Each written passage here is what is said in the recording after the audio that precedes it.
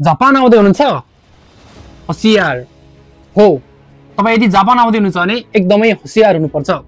जापानमा तपाईहरु आउने बित्तिकै धेरै जनाको मोबाइलमा मेसेज आउने गर्छ, म तपाईलाई काम लगाइदिन्छु, म तपाईलाई ह्यान्ड क्याच लगाइदिन्छु भनेर विभिन्न किसिमका एसएमएसहरु आउने गर्छन्। र होम स्क्रिनमा पनि काम खुल्यो जस्ता होम स्क्रिनमा मेसेजहरु अथवा त्यहाँ ट्याब्लेटहरु जस्तो अगाडि स्क्रिनमा आइरहेका हुन्छन् र तपाईलाई मेसेज पनि आउने गर्छन्।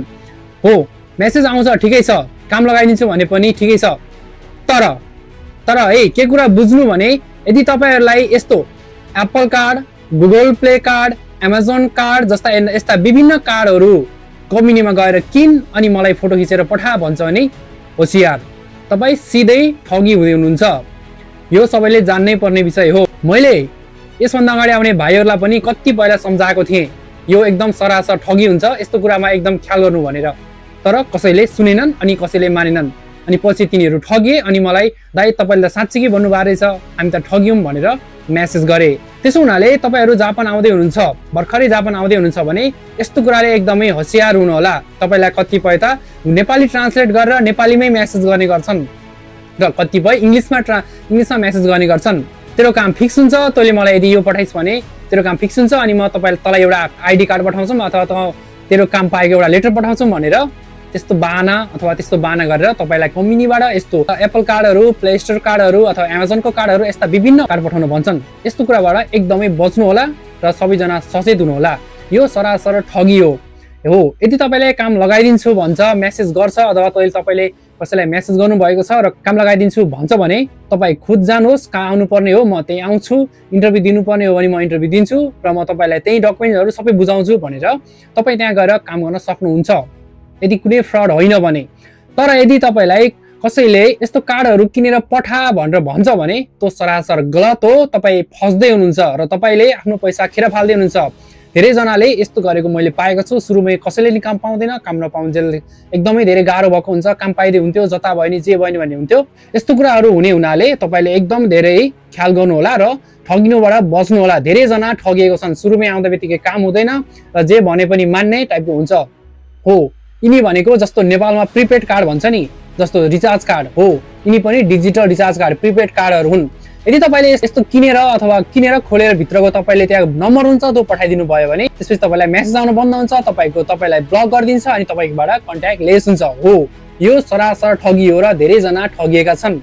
मलाई पनि त्यस्तो मेसेजहरु सुरुमा आउँदाखेरि धेरै नै आउँथे। मैले चाहिँ इग्नोर गर्थे, जुन भाषामा आएको छ प्रोफाइल खोल्थे अनि मैले उल्टो गाली गरेर तिनीहरुले उल्टो ब्लक हान्ने बनाउँथे र अथवा आफैले ब्लक हान्ने गर्थे। त्यही भएर सबैजना सचेत हुनु होला र सबैजनाले आफ्नो पैसा गुमाउनबाट बच्नु होला भन्नको लागि यो भिडियो बनाएको छु। धेरै जनाले नाटक साटक जे भन्नु मलाई मतलब छैन। मेरो एउटा सानो यो भिडियोले गर्दाखेरि धेरै जनाको पैसा यदि बच्छ र धेरै जना ठगिनु हुनेबाट बच्छ भने हो, म नाटकै गर्छु। मलाई कुनै लाज छैन, मलाई कुनै शरम छैन र मलाई कुनै डर पनि छैन। यो भिडियो काम लाग्नेले हेर्नु होला, काम नलाग्नेले नहेर्दा पनि हुन्छ।